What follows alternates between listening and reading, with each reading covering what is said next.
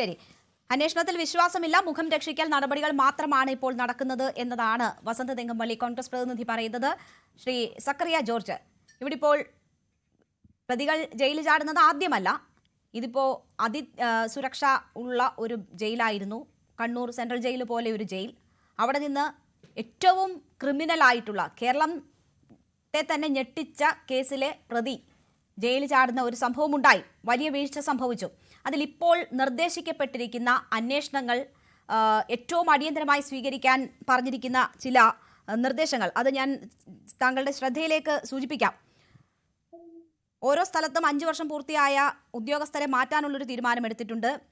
വൈദ്യുതി ഫെൻസിംഗ് പൂർണ്ണതോതിൽ പ്രവർത്തനക്ഷമമാക്കണമെന്ന് തീരുമാനമെടുത്തിട്ടുണ്ട്. സൂക്ഷ്മതലത്തിൽ ദൃശ്യങ്ങൾ പകർത്താൻ കഴിയുന്ന ഇന്റലിജൻസ് CCTV 4 പ്രധാന ജയിലുകളിൽ സ്ഥാപിക്കാനുള്ള തീരുമാനം അടിയന്തരമായി നടപ്പാക്കാൻ തീരുമാനിച്ചിട്ടുണ്ട്. ഇപ്പോൾ വീഡിയോ കോൺഫറൻസിംഗ് സംവിധാനമുണ്ട്. അത് ശക്തിപ്പെടുത്താനുള്ള നടപടികൾ ജയിലിനകത്ത് സ്വീകരിക്കും. ജയിലിനകത്ത് തടവുകാർക്ക് ലഭ്യമാകുന്ന സൗകര്യങ്ങൾ വർദ്ധിപ്പിക്കാനുള്ള നടപടികൾ സ്വീകരിക്കും. താങ്ങാനാവുന്നതിൽ കൂടുതൽ തടവുകാർ ജയിലുകളിലുള്ള സാഹചര്യത്തിൽ പുതിയൊരു സെൻട്രൽ ജയിൽ ആരംഭിക്കാനുള്ള തീരുമാനമുണ്ട്. ഇതിനായി കോട്ടയം, പത്തനംതിട്ട മേഖലകളിൽ സ്ഥലം കണ്ടെത്താൻ ശ്രമിക്കും. ഇങ്ങനെയൊക്കെയുള്ള തീരുമാനങ്ങളാണ് ഇന്ന് ചേർന്ന അടിയന്തര യോഗത്തിൽ ഉണ്ടായിട്ടുള്ളത്. ഈ വലിയ വീഴ്ച നമുക്ക് മുന്നിൽ നിൽക്കുമ്പോൾ ആ പ്രശ്നം പരിഹരിക്കാനും തിരുത്താനും ഉചിതമായ തീരുമാനങ്ങളാണോ ഇന്നത്തെ യോഗത്തിൽ ഉണ്ടായിട്ടുള്ളത്? ഒരിക്കലും ആണെന്ന് ഞാൻ പറയില്ല. കാരണം എന്ന് പറഞ്ഞാൽ ഇതിനു മുമ്പും ജയിലിൽ ചാടിയിട്ടുണ്ട്, ഇപ്പോഴും ജയിലിൽ ചാടി, ഇനിയും ജയിലിൽ ചാടും.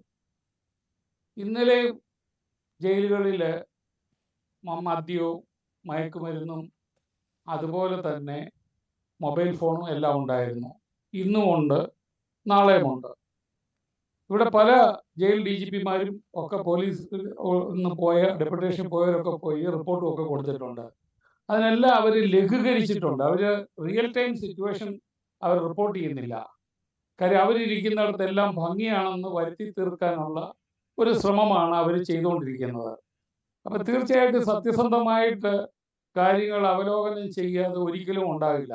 ഇപ്പം ഒരു ഹൈക്കോടതി ജഡ്ജിയെയും ഒരു മുൻ DGPയെയും മുൻ ഹൈക്കോടതി ജഡ്ജിയും മുൻ DGPയും വെച്ചതായിട്ട് പറയുന്നു. നമുക്കറിയാം, വളരെ ധീരോജ്വലമായ രീതിയിൽ ജഡ്ജ്മെന്റ് എടുത്ത സുപ്രീം കോടതി ജഡ്ജ് ഉണ്ടായിരുന്നു, KM ജോസഫ് സാർ. അദ്ദേഹം ഹെൽത്തിയാണ്. അതുപോലെ ഇപ്പോൾ ഉടനെ അതും കഴിഞ്ഞ് ഇറങ്ങിയ CT രവികുമാർ സാറുണ്ട്. നമ്മൾ police performance and accountability commission വെച്ചപ്പോൾ അതിൻ്റെ ചെയർമാനായിട്ട് വെച്ചത് ജസ്റ്റിസ് മിസ്റ്റർ KT തോമസ് സാറിനെയാണ്. അദ്ദേഹം സുപ്രീം കോടതിയിലെ മുൻ ജഡ്ജാണ്. അപ്പോൾ ഈ സുപ്രീം കോടതിയിലെ ജഡ്ജ് എന്ന് പറയുമ്പോൾ അവർക്ക് ഇന്ത്യയിലെ ജയിലുകളിലെ പറ്റിയുള്ള എല്ലാ എക്സ്പീരിയൻസ് ഉണ്ട്. അപ്പോൾ അത്തരത്തിലുള്ള ഫാർസൈറ്റ്നെസ് ഉള്ള ഉന്നത സ്ഥാനത്ത് ബഹുമാനപ്പെട്ട സുപ്രീം കോടതി ഇരുന്ന ഒരാളെ എന്തുകൊണ്ട് നിയമിച്ചില്ല എന്നുള്ളൊരു ചോദ്യമുണ്ട്. അതിന് പൊതുജനങ്ങൾക്കൊക്കെ അതിൻ്റെ അർത്ഥം അറിയാം. അടുത്തത് ഇനി ഒരു DGPയെ വെച്ചു. അദ്ദേഹം സംശുദ്ധനാണോ എന്നൊരു ക്വസ്റ്റ്യൻ അദ്ദേഹത്തിൻ്റെ കൂടെ പലയിടത്തും ജോലി ചെയ്ത, മനുഷ്യാവകാശ കമ്മീഷൻ ഉൾപ്പെടെ പലയിടത്തും ജോലി ചെയ്ത് ഞാൻ ഉന്നയിക്കുവാണ്. കാര്യം സുപ്രീം കോടതി പ്രകാശ് സിംഗ് കേസിനകത്ത് 2006 പോലീസിനെ ഡീപൊളിറ്റിസൈസ് ചെയ്യണമെന്ന് പറഞ്ഞുകൊണ്ട് ഓർഡർ ഇറങ്ങി. പോലീസിന് ഫിക്സഡ് ടേം വേണമെന്ന് പറഞ്ഞു. ഇദ്ദേഹം റിട്ടയർ ചെയ്ത സന്ധ്യ DGP എല്ലാം കൂടെയാണ് പോലീസ് ആക്ടിൻ്റെ ബേസിക് ആയിട്ടുള്ള കാര്യങ്ങളെല്ലാം ചെയ്തത്. ഞാനും അതിനകത്തൊരു തെറ്റ് ചെയ്തു. ഒരു ദിവസം പുള്ളി കോട്ടയം പോലീസ് ക്ലബ്ബിൽ വന്നപ്പോൾ അദ്ദേഹത്തിൻ്റെ ലാപ്ടോപ്പിൻ്റെ പ്ലഗൊക്കെ കുത്തി കൊടുത്തു. അപ്പം ഞാൻ വിചാരിച്ചു സുപ്രീം കോടതി വിധിയെ ശിരസാവഹിച്ച് ചെയ്യുന്ന. ആക്ട് വന്നപ്പോൾ മനസ്സിലായി അതിനകത്ത് ഒരു കഥയുമില്ല. സുപ്രീം കോടതി ഡീപൊളിറ്റിസൈസ് ചെയ്യാൻ പറഞ്ഞതിനെ അദ്ദേഹം റീപൊളിറ്റിസൈസ് ചെയ്തു. ഈ കാര്യങ്ങൾ സത്യമാണെന്ന് കണ്ടുകൊണ്ട് DGP PJ അലക്സാണ്ടർ സാർ വേറൊരു ബുക്ക് അദ്ദേഹം KP ആക്ട് എഴുതിയിരുന്നു. അപ്പോൾ അതിനെന്തെങ്കിലും കോപ്പിയുണ്ട്. അത് ഇതിനേക്കാളും എല്ലാ അർത്ഥത്തിലും ഉന്നതിയാണെന്ന് പറയുന്നില്ല, പക്ഷേ ഇതിനേക്കാളും ഭേദമാണെന്ന് എനിക്ക് ഫീൽ ചെയ്തിട്ടുണ്ട്. 2011 KP ആക്ടിനകത്ത് വേണ്ടുന്ന കാര്യങ്ങളില്ല എന്ന് കണ്ടുകൊണ്ട് ഇന്നത്തെ വൈദ്യുതി വകുപ്പ് മന്ത്രിയായ കൃഷ്ണൻകുട്ടിയും എറണാകുളത്തെ കൺസ്യൂമർ ഫോറത്തിനകത്ത് ഇരിക്കുന്ന ഒരു മെമ്പർ, അദ്ദേഹം ഇന്നിപ്പോൾ അത് അതിൻ്റെ ചെയർമാനാണ്, അദ്ദേഹം അഡ്വക്കേറ്റായി, അവർ രണ്ടുപേരും ഹൈക്കോടതിയിൽ ഈ KP ആക്ട് പൂർണ്ണമല്ല എന്നും സുപ്രീം കോടതിയുടെ വിധിയെ ചുവട് പിടിച്ചല്ല വന്നതെന്ന് പറഞ്ഞ് കേസിട്ടിട്ടുണ്ട്. അത് ഇതുവരെ തീർന്നിട്ടില്ല. 2011 ഇതിനെതിരെ അവർ പെറ്റീഷൻ കോപ്പി എൻ്റെ കയ്യിലുണ്ട്. ഇത്ര വർഷമായിട്ട് ഹൈക്കോടതി അത് സ്വീകരിക്കുന്നില്ല. അപ്പൊ ഈ നിയമം എല്ലാം ഇന്നഡിക്വേറ്റ് ആണ്. ഇന്നഡിക്വേറ്റ് ആയിട്ട് നിയമം എഴുതിയ ഒരാളെ കമ്മിറ്റിയിൽ ഇടുമ്പോൾ പിന്നെ അത് തീർച്ചയായിട്ടും ഇതിനകത്ത് വലിയൊരു വണ്ടേഴ്സ് ഒന്നും വരുന്നുണ്ടെന്ന് എനിക്ക് തോന്നുന്നില്ല. കാര്യം എനിക്ക് ഹ്യൂമൻ റൈറ്റ്സിൽ ഇരുന്നിട്ട് എനിക്കും പേഴ്സണലായിട്ട് അറിയാം അദ്ദേഹത്തിന്റെ പിന്നെ ഇല്ലീഗലായിട്ടുള്ള ഇന്റർഫിയറൻസസ് എന്താണെന്നുള്ള കാര്യം എനിക്ക് വ്യക്തമായിട്ട് അറിയാം. അദ്ദേഹം DGP ആയിട്ട് ഇവിടെ സ്റ്റേറ്റ് പോലീസ് ചീഫായിട്ടിരുന്നു. അദ്ദേഹം ഒരിക്കലും ഒരു പ്രസ്താവന പറഞ്ഞു, ഞാനിവിടെ സംസ്ഥാന പോലീസ് ചീഫായിട്ടിരുന്നുണ്ടെന്ന്. അദ്ദേഹം ജയിലിന്റെ മുമ്പിൽ കൂടെ ഒക്കെ പോയപ്പോൾ അദ്ദേഹത്തിന് ഇതിനു വേണ്ടി റിഫോമിന് വേണ്ടി അന്നേരം എന്ത് ചെയ്തു? 4 വർഷം ഇരുന്നാണ്. 4 വർഷം ഇരുന്നിട്ട് എന്ത് ചെയ്തു? അപ്പൊ ഇതൊക്കെ ചുമ്മാതെ ഇതൊരു ഐ വാഷിംഗ് ആണ്. കാര്യം ജനങ്ങളുടെ ശ്രദ്ധ പിടിച്ചു മാറ്റണം. ഗോവിന്ദചാമി നമ്മുടെ ജയിലിലെ റിയൽ ടൈം സിറ്റുവേഷൻ എന്താണെന്ന് ലോകത്തോട് തന്നെ വിളിച്ചു പറഞ്ഞു. ഇപ്പം മദ്യമുണ്ട്, മയക്കുമരുന്നുണ്ട്, സമ്പത്തുണ്ട്, കൈക്കൂലിയുണ്ട്, ഇതെല്ലാം പറഞ്ഞു. ഇപ്പൊ ഈ കമ്മിറ്റി ഇട്ടവർ വേറെ എടുത്തോട്ടും പോകണ്ട, ഗോവിന്ദചാമി എടുത്ത് പറഞ്ഞാൽ മതി ജയിലിനകത്തെ പ്രശ്നങ്ങൾ എന്താണെന്ന് ചോദിച്ചാൽ അയാൾ എഴുതി തരും. അതിനടിയിൽ 2 ഒപ്പിട്ട് കൊടുക്കുകയാണെങ്കിൽ പോലും ആൾക്കാർ ഹാസ്യമായിട്ട് പറയും.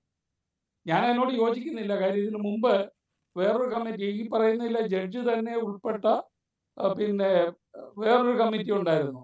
അവർ എന്തൊക്കെ എഴുതി കൊടുത്തു. ഇതൊന്നും ശ്രീ വസന്ത് പറഞ്ഞ പോലെ ഇതൊന്നും ഇംപ്ലിമെന്റ് ചെയ്യുന്നില്ല. ഇതെല്ലാം ചുമ്മാതെ വെറുതെ മനുഷ്യനെ പറ്റിക്കാൻ വേണ്ടിയിട്ടുള്ള ഒരു കാര്യം മാത്രമാണ്. കാര്യം ജയിലിലെ പ്രൊട്ടക്ഷൻ വേണമെന്ന് പറയുമ്പോൾ തന്നെ ആദ്യം ചിന്തിക്കേണ്ടത് കള്ളന്മാർ പോലീസിനെക്കാട്ടിലും ഷൂഡാണെന്നുള്ള പിന്നെ ഒരു കാര്യം അക്സെപ്റ്റ് ചെയ്യേണ്ടി വരും.